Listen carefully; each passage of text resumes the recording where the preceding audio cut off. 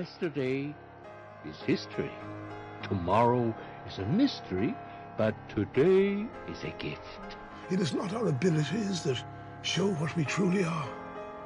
It is our choices. Hello and welcome to Jen Taylor Rerouting, where being rude is never acceptable, but sarcasm is welcome and swearing isn't always a bad option. Let's get started. Thank you so much for joining me on Jen Taylor Rerouting. My goal is that every guest becomes a friend, and I feel truly blessed to know the people that I've interviewed. If you want to know more information about me, from being a guest on this show to my virtual assistant services for podcasters, or perhaps you want to be a published author, I have coaching and ghostwriting services for that.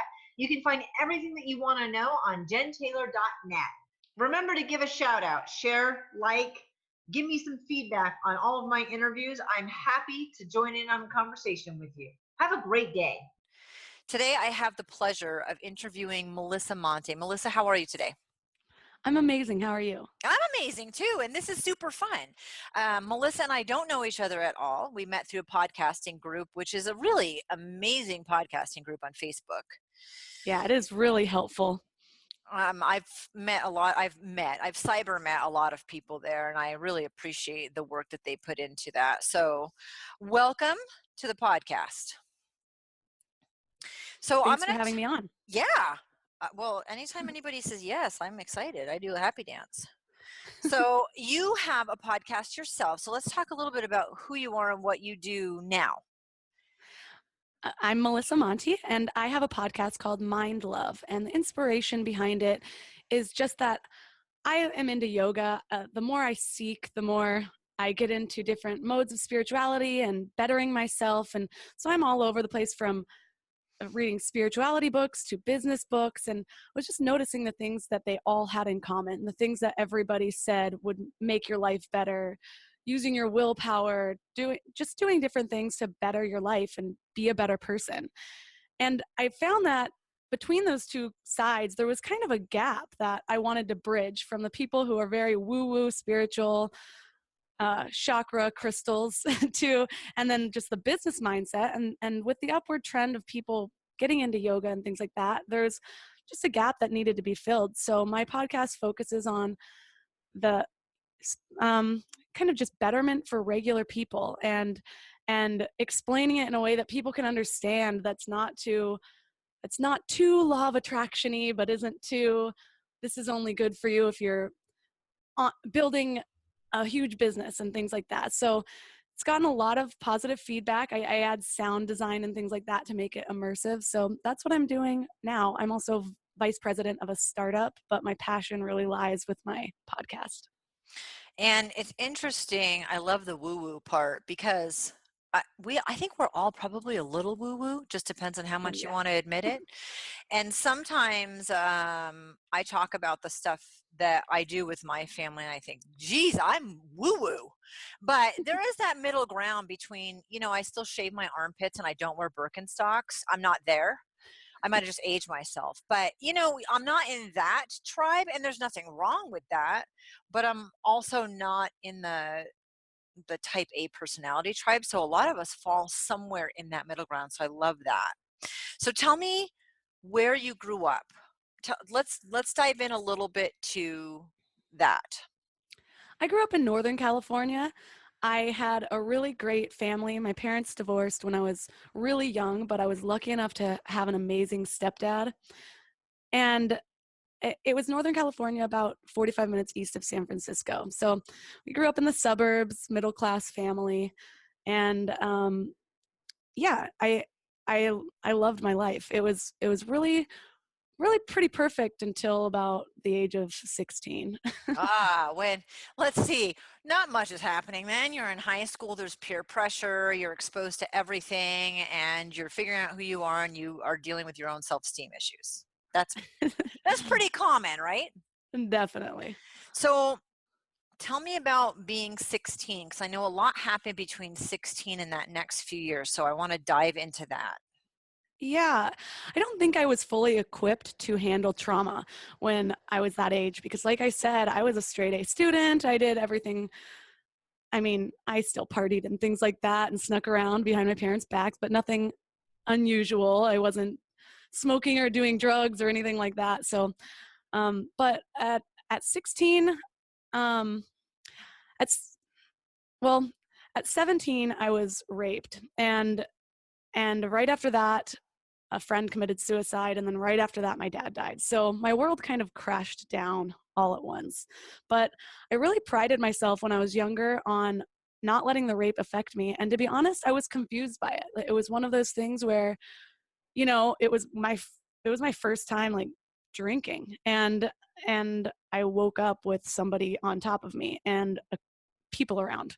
So I ended up throwing up on him, and somebody was at the door saying we have to go, and I had invited over. I was supposed to be staying at my friend's house, and she was dating an older guy, and so we said we were going to the movies because my mom was out of town, and instead we went to my house because there were no parents there. It was me and her and a group of like 6 guys, and we were drinking peppermint schnapps. Classy.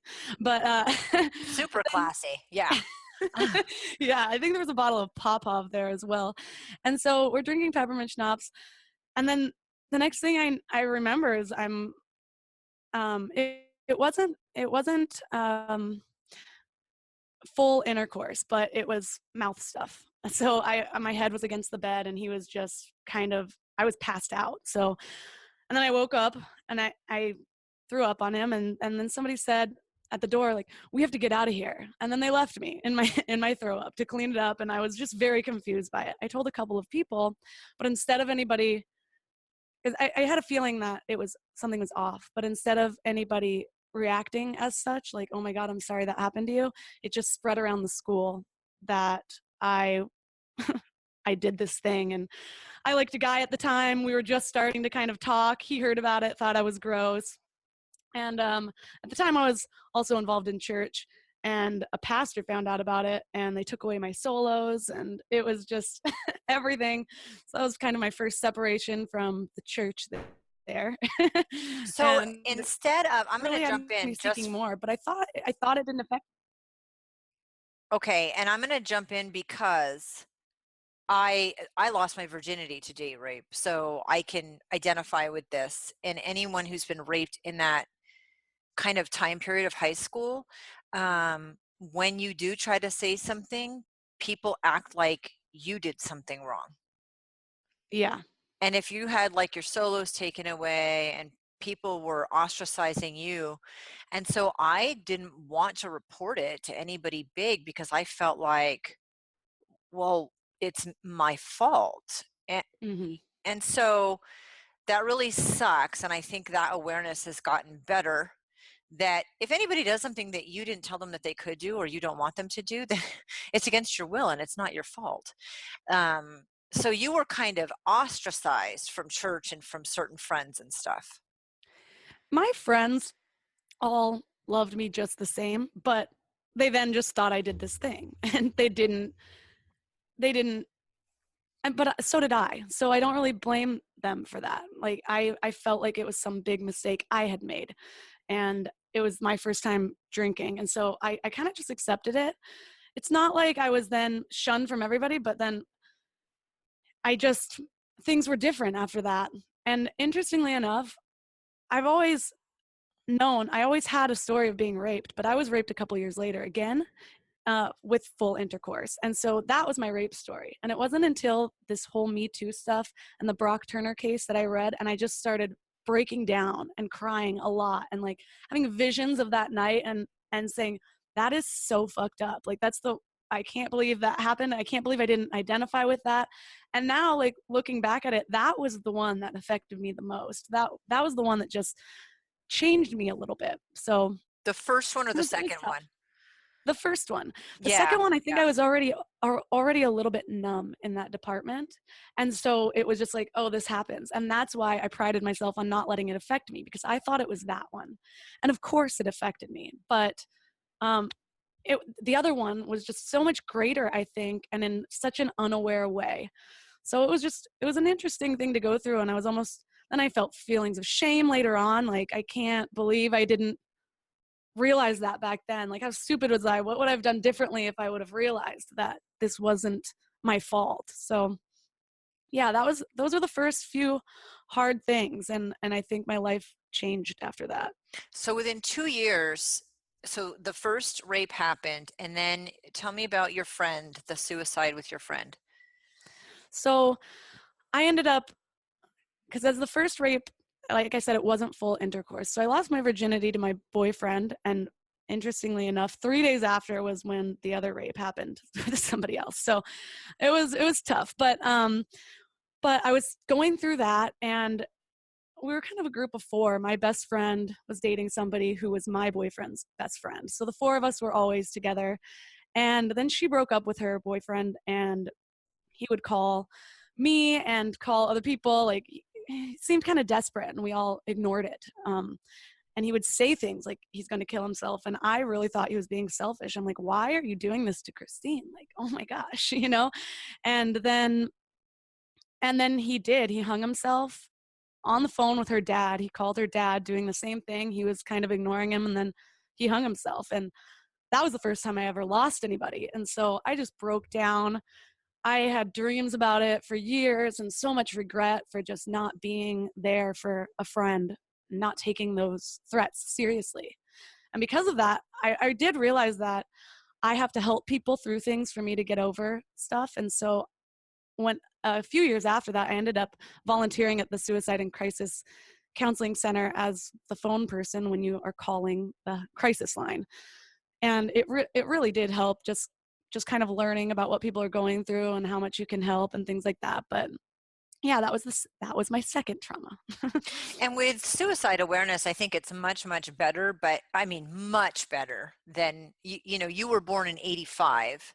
So you were in high school in 15 at 2000. So that's, I mean, things have come a long way. Like you said, they have the crisis help, and people are learning that the best thing you can do is talk about it, which I think we feel like, well, if we talk about it, they'll think about it more. No, they're already thinking about it. If someone's thinking about suicide, you're not going to make them think about it more by asking the question. And Yeah. it's And one hard. of the It's biggest awkward. things I learned doing that was that everything that you think you should say is probably the wrong thing to say. Most people want to say, oh, I've been through that before and I just did this, but that's actually very disempowering to somebody in crisis. So people in crisis, their brains aren't working in the same way, so they don't come to the same logical conclusions as you might. And so you have to ask them questions to to help them come to their own conclusions. And then you also do, to your point, you do want to be blunt. You want to say, like, so how long have you been thinking about killing yourself? You don't want to say like taking your life, because you don't, oftentimes people aren't even, once they hear those words like, oh my gosh, killing myself, then it'll kind of snap them out of it a little bit. Make them be very deliberate with what they're actually going to do, so that they don't, I don't know, they don't kind of fluff it off to the side like it's not a big deal. And then you just ask questions and get them to empower themselves. Like, when was the last time you felt empowered? When was the last time you didn't feel like this? What can you do now? So it was a really big learning experience. And honestly, that training has helped me just in the way I interact with people today a lot. I used to teach suicide awareness to foster parents. And so it's just interesting how these opportunities come in our lives. Like you said, you know, when you're the type of person that wants to help other people and you're presented with this, it's not something I was ever searching for, a suicide awareness type thing. But then a year ago, my daughter, when she was just before she was 15, had a suicide attempt. And now she and I talk about it a year later. And it's very interesting having that insight with someone who went through the whole progression, you know, and can talk about it, is here to tell the story afterwards. And so it's just interesting how we get presented with these opportunities, I guess. Mm-hmm. And you lived through it, so that was what made you go into that opportunity. So so you go through this first rape, and then you have a close friend commit suicide. You lose your virginity. 3 days later, you're raped again. And then tell me about your dad. This is in a 2-year period. Yes. So then I went to college. I went down to San Diego State, and I remember very vividly that I was getting into my friend's car and we were taking a little trip down to the beach. And I got a call from my mom saying that my dad was diagnosed with cancer. He had lymphoma. And I don't know, it was weird because like I said, my parents were divorced through most of my life. They separated when I was like 2 or something. Actually, I might have been an infant when they actually separated, but then the divorce went through. And so my dad was the fun one. He didn't have custody. I was definitely a mama's girl. And it's weird being that young and having to go visit your dad, like as a 3-year-old or something like that. You just feel uncomfortable with it. So I would cry when I had to go there. And then our relationship definitely got closer later on when I was in high school. So that I'm glad that period of my life happened. But within a year of finding out my dad had lymphoma, he had died. And he was always like this big, strong man, like could do anything, just wanted to kind of live in his car. He wasn't really a provider. He led NA and AA my whole life. And so he was sober.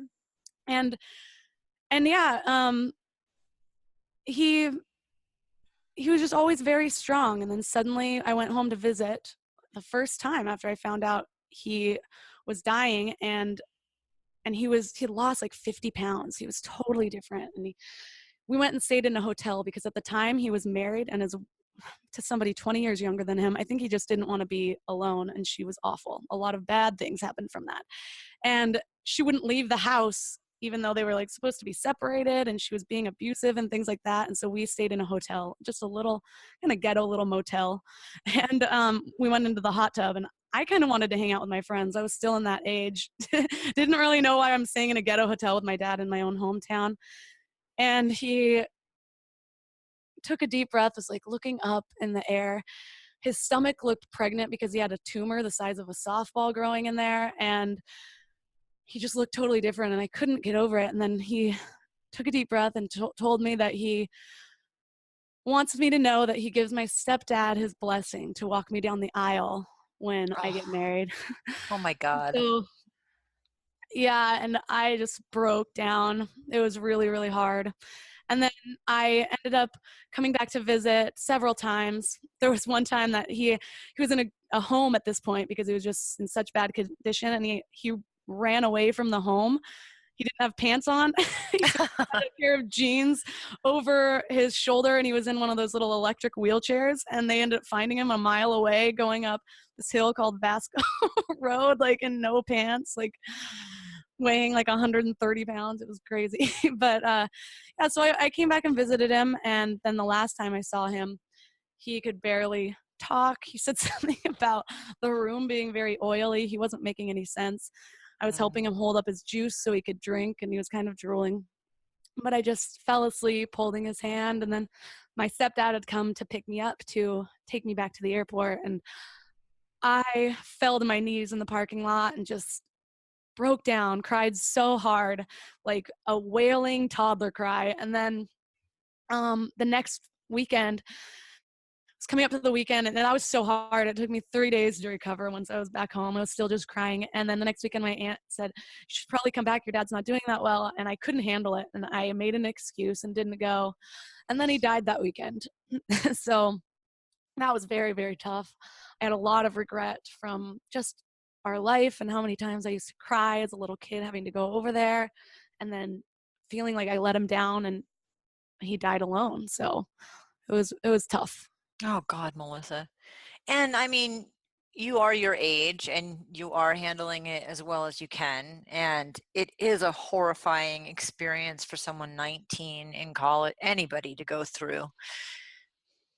And then to feel like you can't forgive yourself for parts of it. Tell me a little bit after he died, because I know you weren't in the best space at that point. You'd gone through an incredibly traumatic, tough 2 years at an incredibly tough age. Mm-hmm.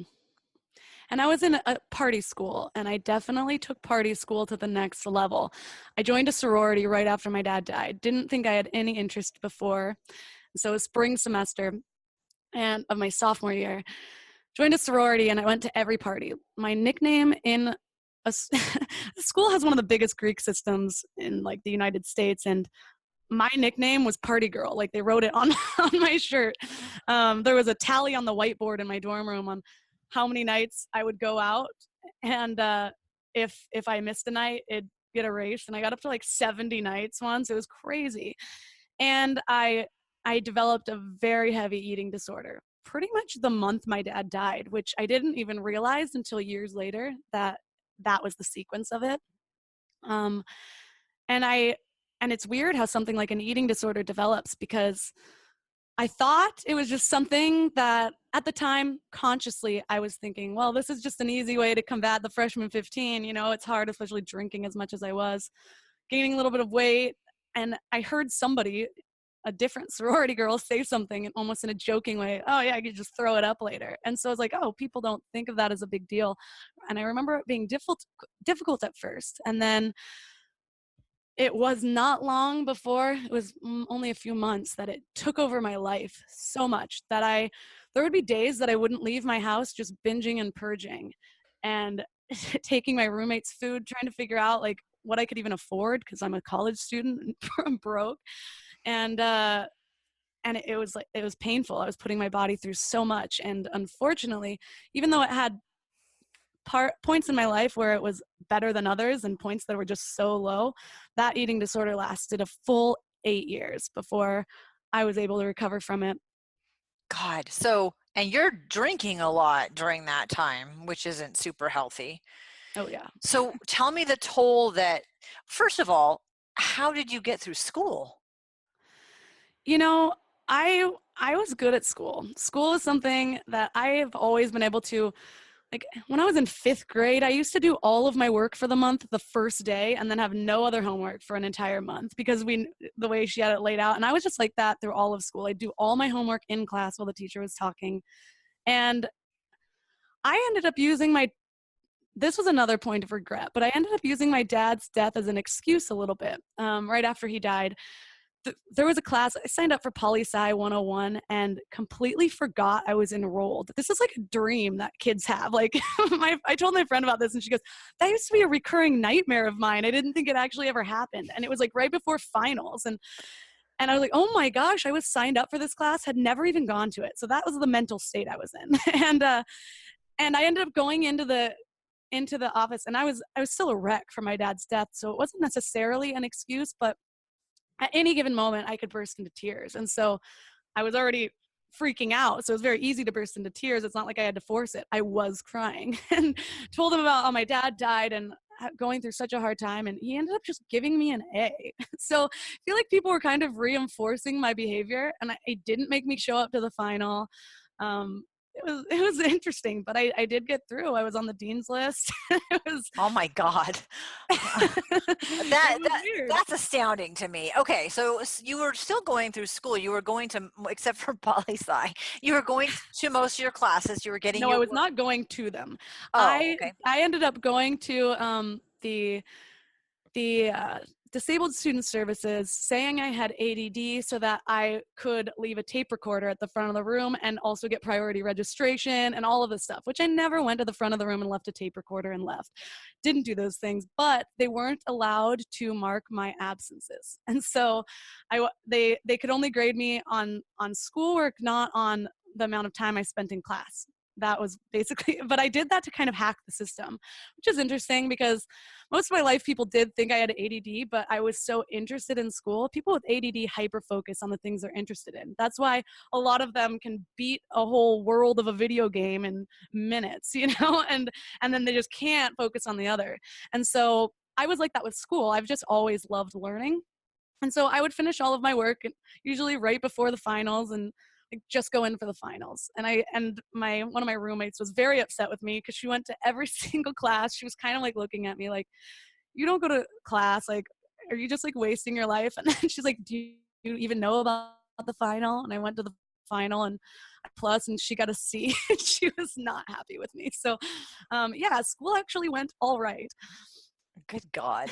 No, I wouldn't have been happy with you either. That's frustrating. But you were basically learning how to work lots of systems and use what you were good at, which was school, to your advantage to still have this total catastrophic lifestyle. Basically. always been proud of myself with is my amount of resourcefulness. Like where there's a will, there's a way. I've been I've been pulling little things like that my whole life. Just now I have very strong pillars of values, I think, that I was kind of lacking before. So I will still use those things, but not I I have a lot of my pillars are like always make decisions based on love versus fear, and always leave things better than you found it, and things like that. And so it's definitely I needed those guiding posts for sure. Right. Yeah, I would say that that's pretty good. Good. So you're drinking a lot and you're bulimic, and this lasts for 8 years. So let's talk about bulimia is one of the most common eating disorders. And interestingly enough to me, people don't talk about eating disorders like it's some big, horrible secret that you have to hide. And I wish people would talk about it more because it's so dynamic in our culture. Tell me what 8 years, Melissa, what did that do to you? It was really hard. First, my mom found out after a few years, and so then that was obviously hard. She's a great mom, worrying about me all the time, but it put so much stress on me because if I'd eat anything at this point, if I ate more than a few bites of food, more than a few calories that wasn't the most healthy thing in the world, I would have this overwhelming anxiety, like I needed to get rid of it. And so eating at my mom's house, she'd always make nice dinners, and it was with like steak and stuff like that. And I just feel so weighed down. Even if I only ate like a quarter of the steak, it just like was stuck in me. And so I'd get anxious and irritable until I could go to the bathroom. But then my mom was watching me, and so that was difficult. And oddly, once I did heal myself, a lot of my friends had no idea, which is very interesting, except for one friend who's a nurse, and she ended up saying she had a feeling. And so, but I was very good at hiding it. I and I don't know, it was coupled with a deep desire for health. And so I was still seeking health. I've always been athletic. I've always worked out, never had to make a resolution to like lose weight or start working out. I never stopped working out. But now it's for different reasons. Now it's for health. Before it was like this obsession for the perfect body. And so I'm going through it, but even relationships, I would end up kind of destroying a little bit because it would get in my way, or I'd be nervous of them to find out. And I remember sitting in my room one day crying, thinking that I could never actually be with anybody because how was I going to hide the secret that I had, and how in the world was I going to stop?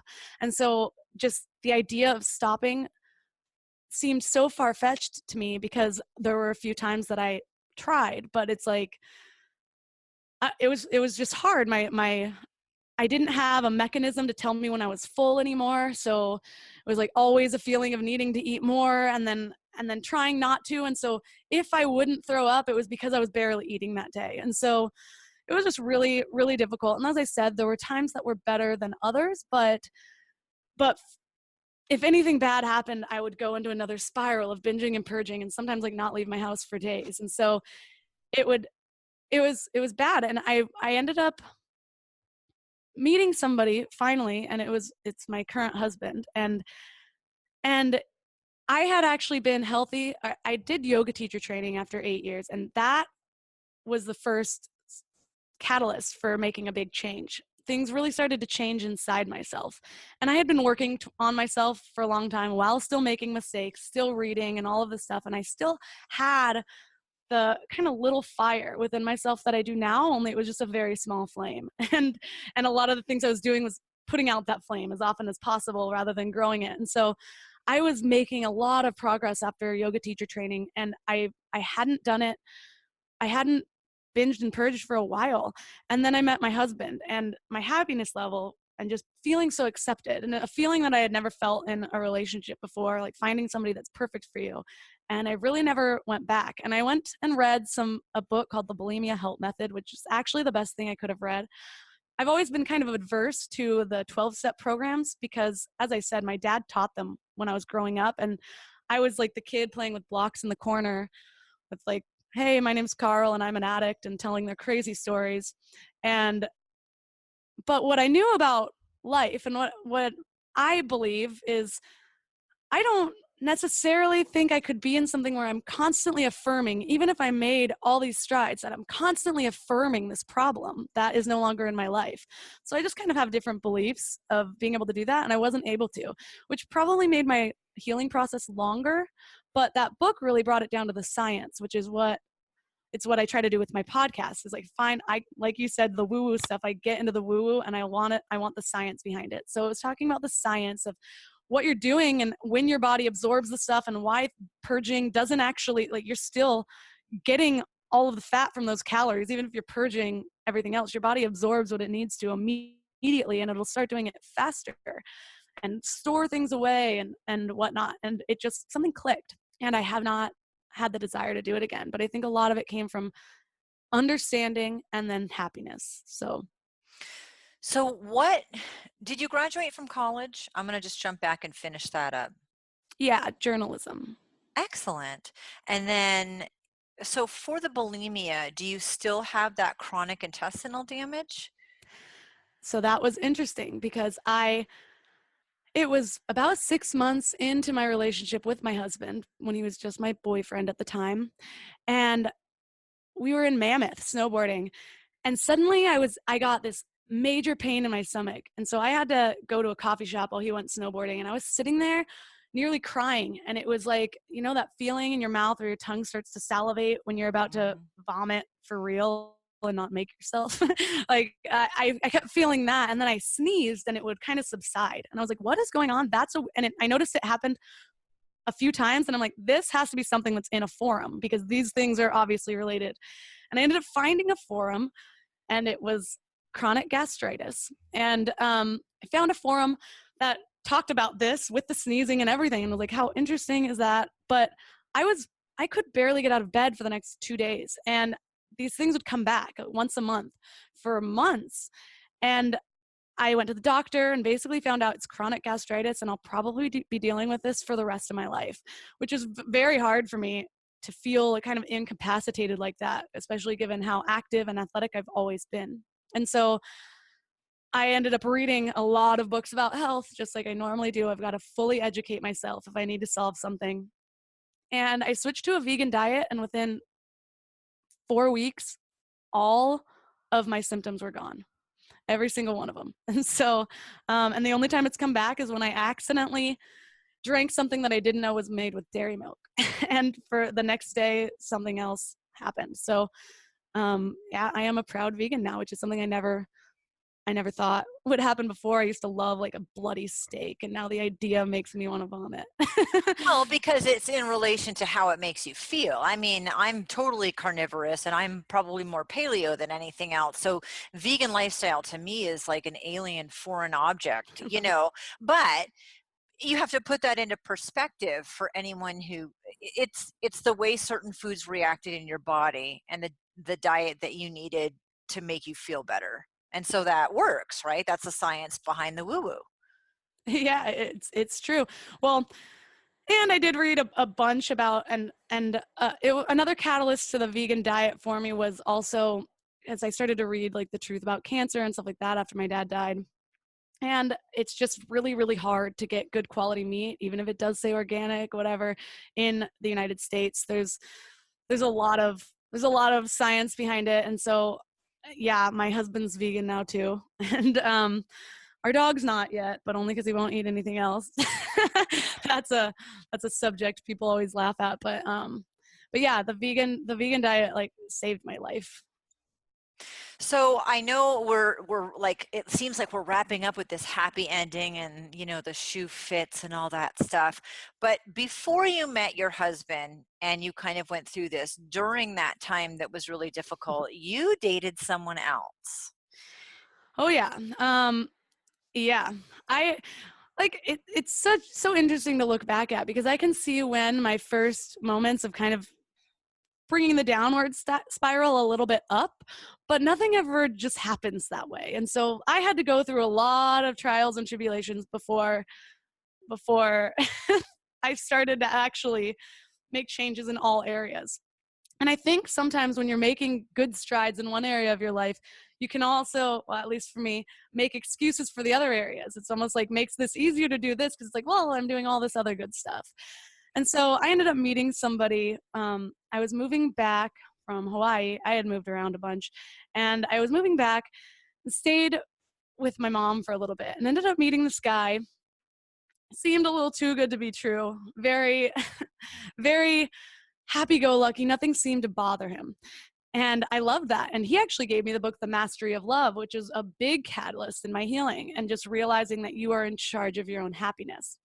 And so there were a few things combined that just made me turn a complete blind eye. Number one, his dad died the weekend after I met him. So I had an overwhelming amount of sympathy for him.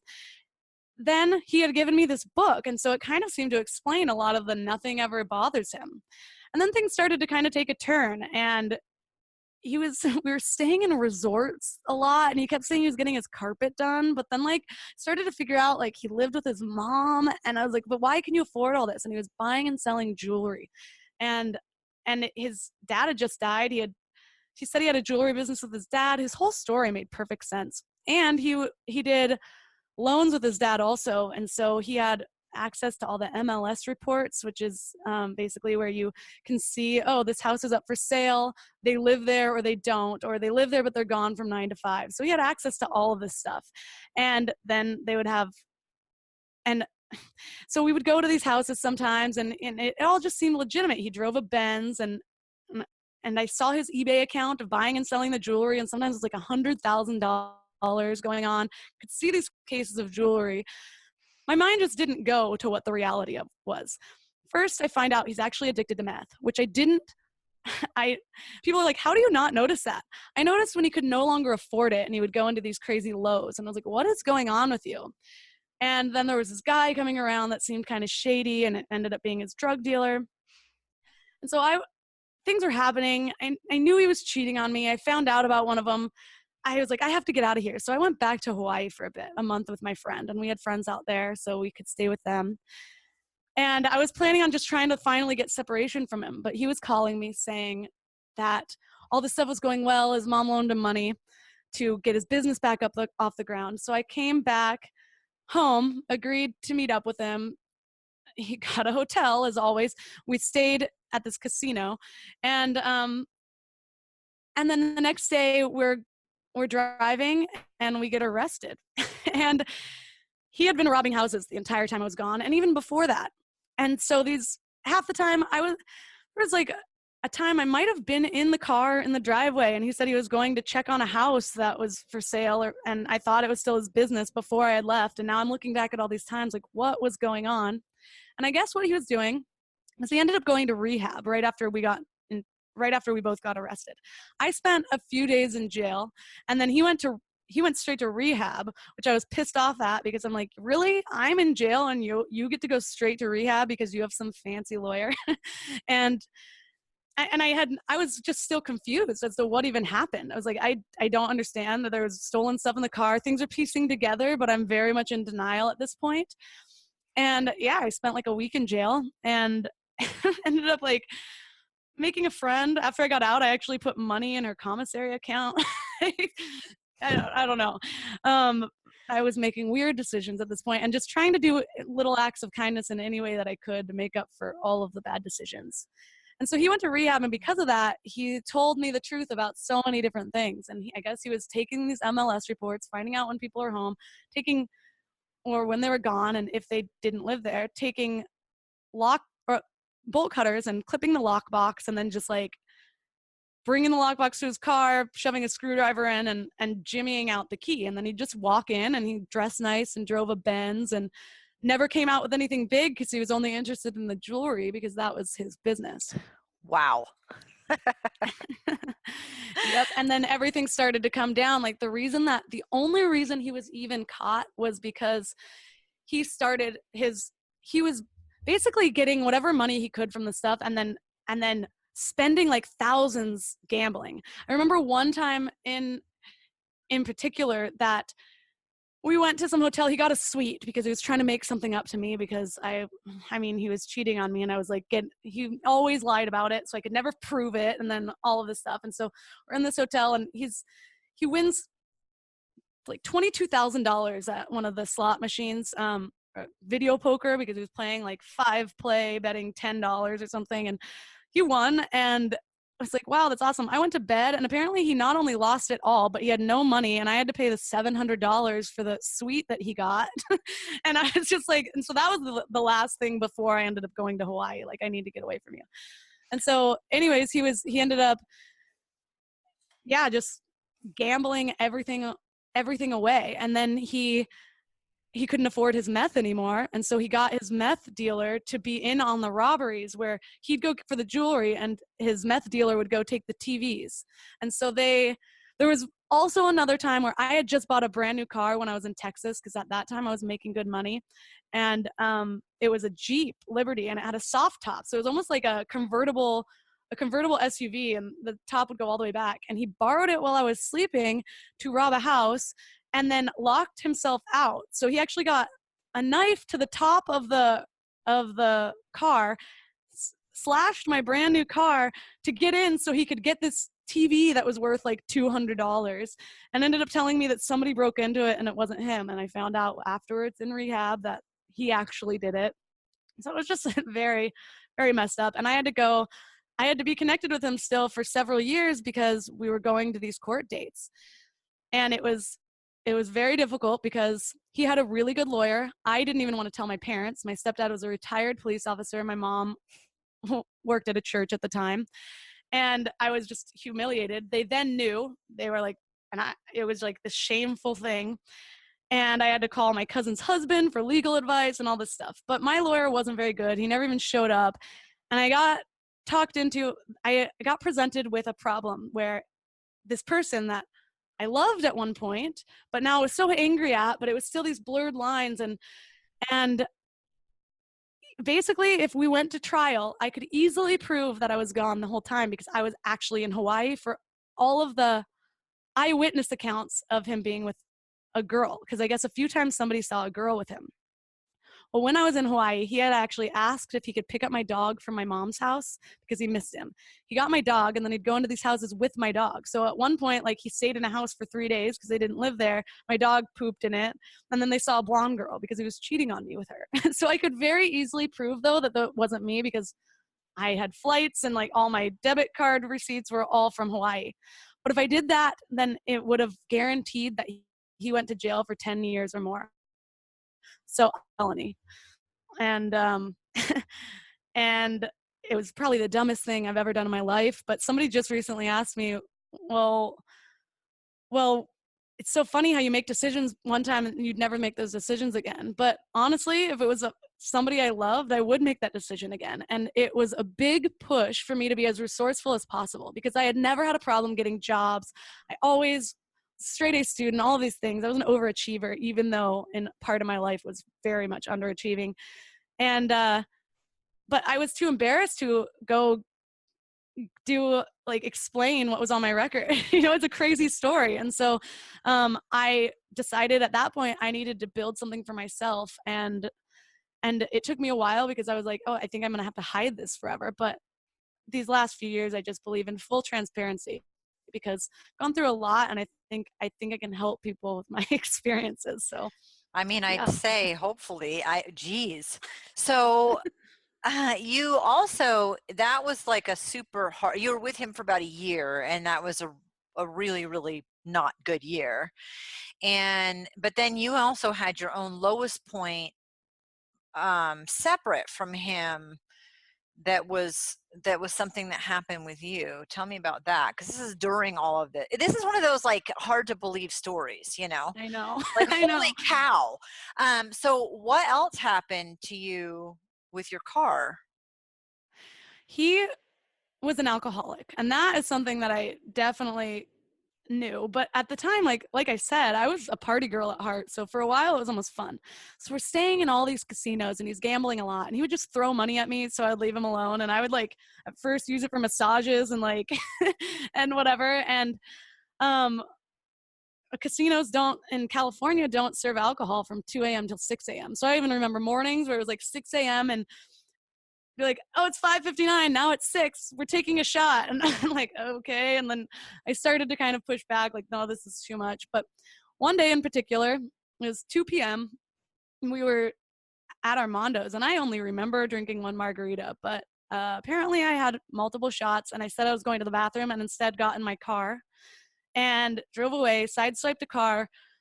The side view mirror came off, and so somebody started following me because he actually was in his car when I swiped his car and the side view mirror came off. He followed me and called the cops, and I went the wrong way down a street. I was obliterated and ended up crashing my car. I hit a truck that then hit another vehicle in front of it. So 2 different cars, well, 3 if you include the sideswiped car.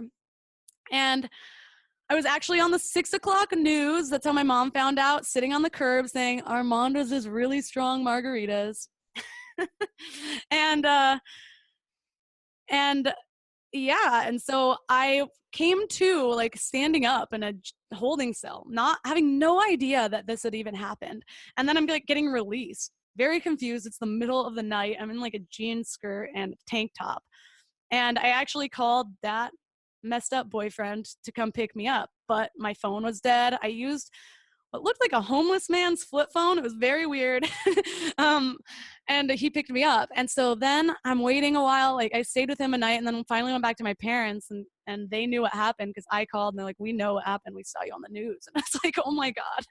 And so they live in a little small town and so I had to go have that shameful conversation, but they're just like, at this point, not knowing what to do with me and just being like a lot of like head shaking. And so my stepdad takes me to go pick up my car and I called to make sure it was there. And they're like, yeah, but oh, the one in the wreck. And I was like, no. And they're like, oh, maybe not. Well, yeah, whatever. It's here. And so I go there and like about to pick it up. And the guy says, I mean, yeah, it's here, but I don't know if it's drivable. And I was like, what? So I go and look and I had totaled this car almost. And so, yeah, but as is my way.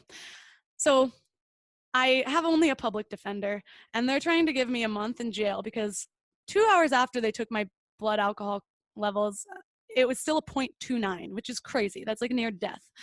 And I had to go to trial for it.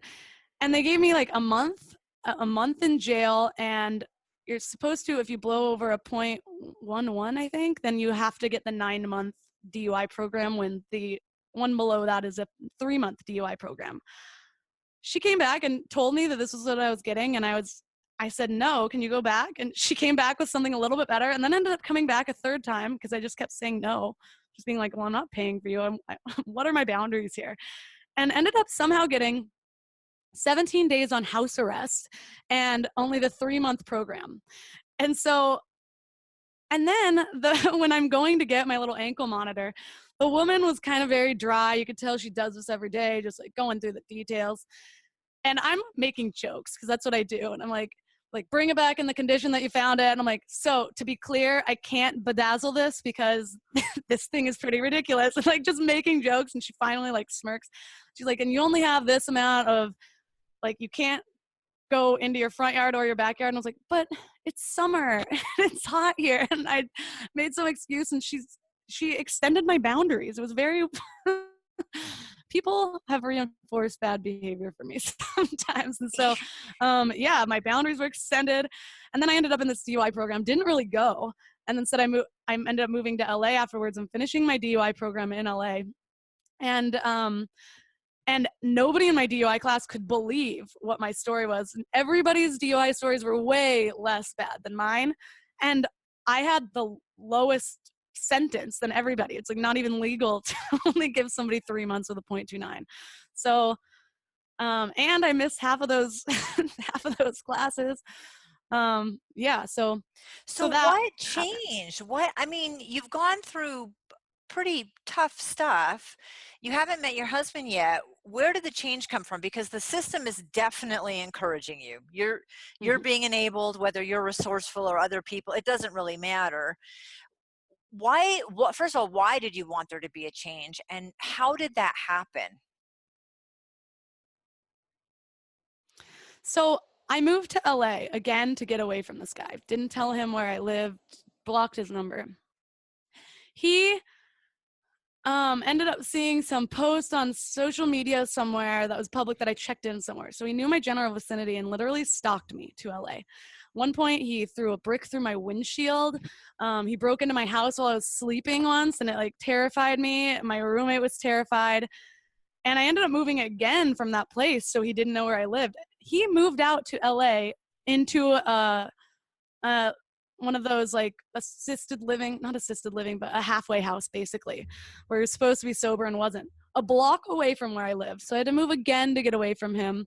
And then he ended up continuing to rob houses, apparently, even after all of this stuff, and getting an amazing lawyer and getting away without jail time for robbing 40-something houses. And which is amazing. It's like unheard of, but he had a good lawyer and he went to rehab and he had excuses, kept robbing houses, got caught, and to this day he's still in jail, which is why I'm not really, he's been in jail for 7 years now. I think he has a 9-year sentence, so that'll be interesting. But yeah, so that happened, but it was like wake up call after wake up call. And honestly, coming to LA and just being free and living life the way I wanted to without influence, because I think I was very influenced. I would be lonely and I'd be looking for something, and then whatever crowd I was in, people that were willing to hang out all the time were normally partiers. And so now I'm living in LA. I no longer have a car because I crashed it, and I am just figuring stuff out. And so I had some money saved a little bit that I had given to my mom like years before and asked her for that. She gave me a few $1,000s, and I used it to kind of get my bearings in LA. And I won some internet marketing contest. I won a ticket to go to this internet marketing. It's called Traffic and Conversion Summit. And at the end of these summits, they have what they call the Wicked Smart contest. And you go up and you tell your best internet marketing secret. And at the time, like black hat internet marketing, like all the spammy stuff was really in. And I had figured out, I was always resourceful, and I had figured out this awesome way to basically friend people on Facebook. And there was a script I could use where it would like download people's phone numbers and then use Google Voice to text them for free. Anyways, I had this whole system, and a friend of mine was trying to sell sports bras, and I ended up selling a bunch of her sports bras through Facebook groups and getting a commission from it. So that was my trick that I shared with them. Won the contest, which I won a computer, but then the best part was I had a line of people waiting to talk to me at the end of this, and it set me up for the next 2 years on freelance, which was very cool. And so like my heart is to always get better. And so if I'm not interrupted by that, and I was kind of by myself out in LA, I was making a lot of positive changes. I went to the gym every day and yoga every day, and I was making really good money doing what I was doing, and charging a good amount, and learning a lot on how to like just build my own business. And then I ended up doing yoga teacher training. So it was just like incremental steps, and yoga teacher training was just a big, it just kind of put a lot of things in place for me, answered a lot of questions, and really just being around so many people that were so open-minded and loving and accepting and good hearts. That was what I needed. And so then that's who I'm surrounded by. And I still partied, but it was in a healthier way, and it was occasional, but I was still young, living in LA and whatever. But yeah, I have yoga teacher training to thank, I feel like, for a big push for me to change my life. And then when did you get into the Reiki healer? I decided to get certified a year and a half ago. And so I don't do, like, I'm certified in yoga as well, and I don't teach, and I also don't do Reiki for money, but I love getting certified and stuff. I'm certified skydiver as well. Yeah, I was just going to bring that up. Accelerated free fall skydiving.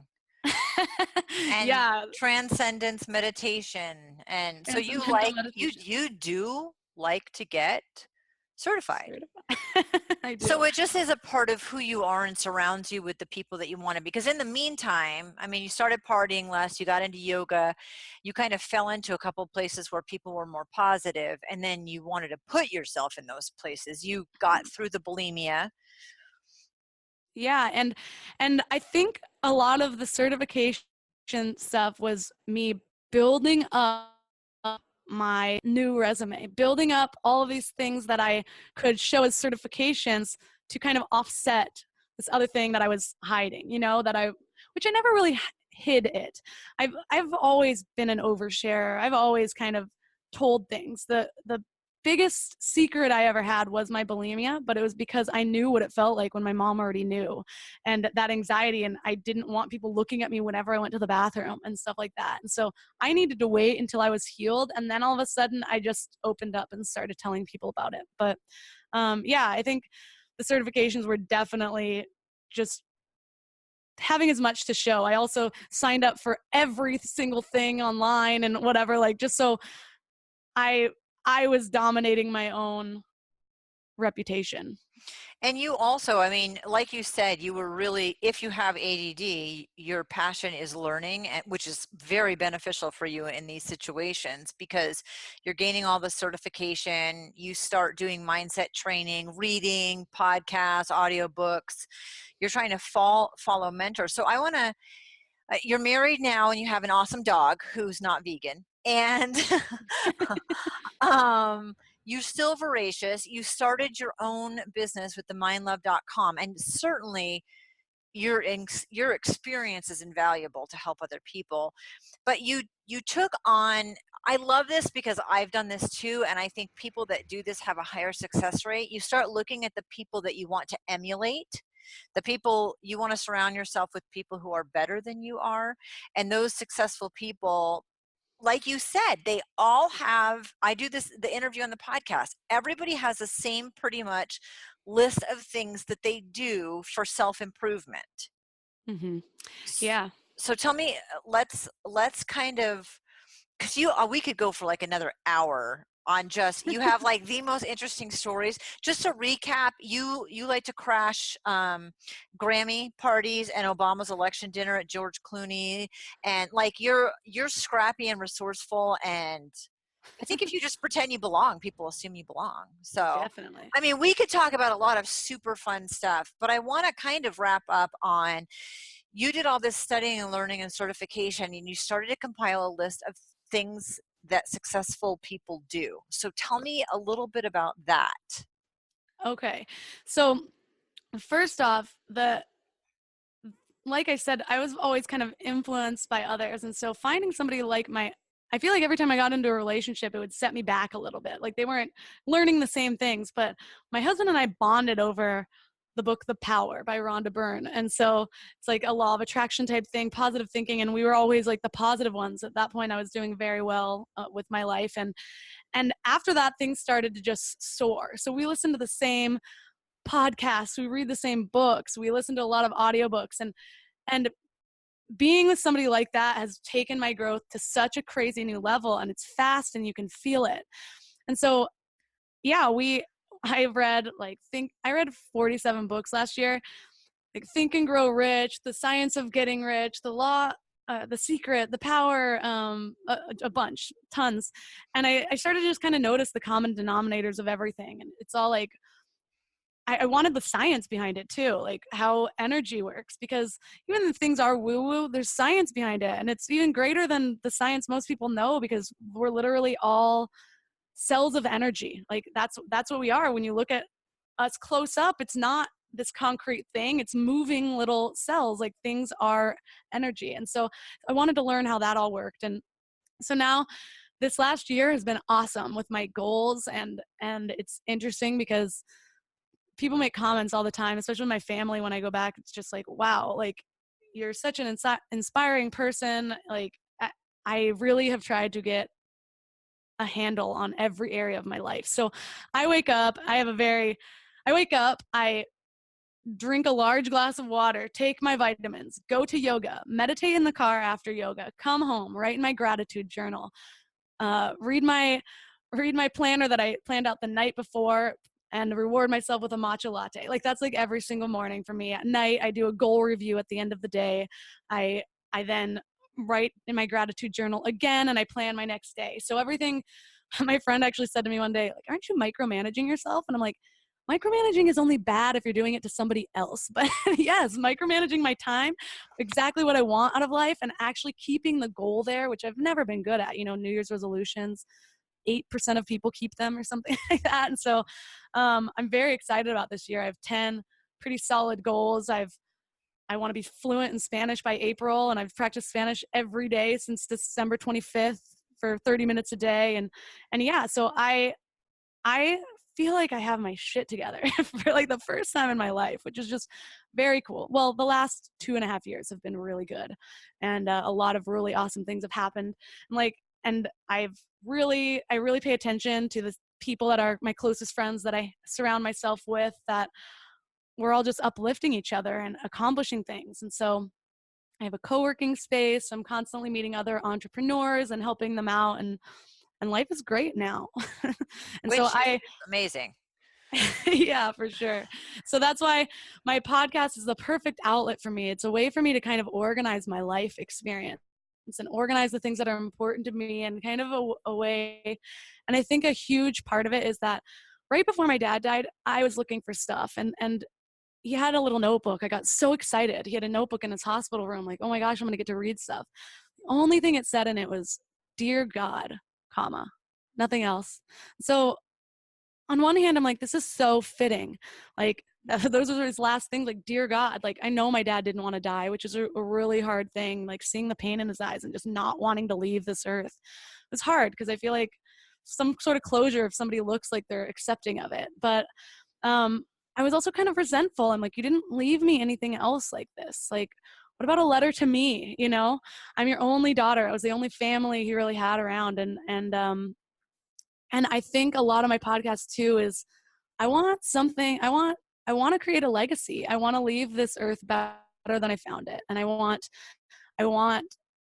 a little time capsule really for what people go through, and a place for people to share the human experience and how they got over it, so that we can all just help each other. We're all in this together.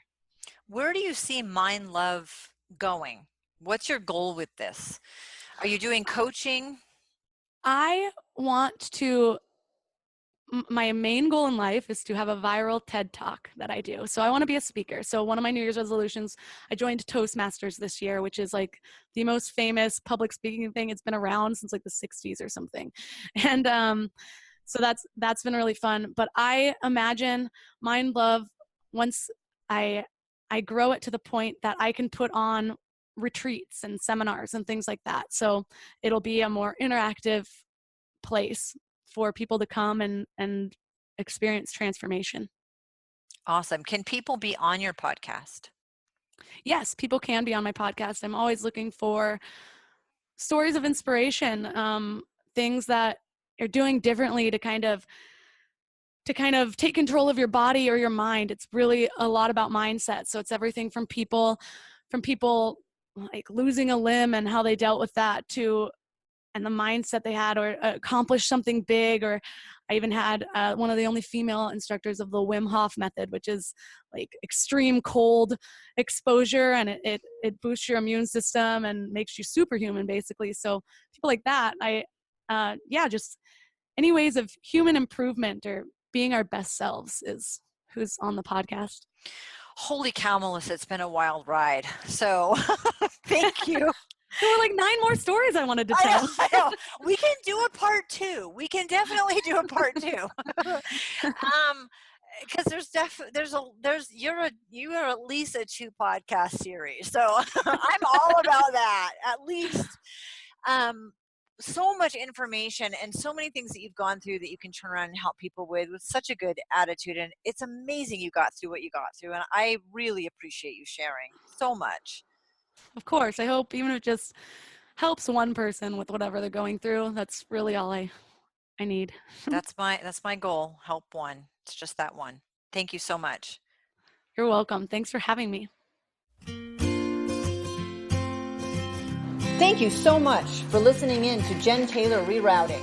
Like, share, and of course comment. I welcome input with attitude. Get a copy of my book on Amazon, Hello, My Name is Warrior Princess, or check out my website, jentaylor.net. And if you still want more, sign up for one of my coaching packages.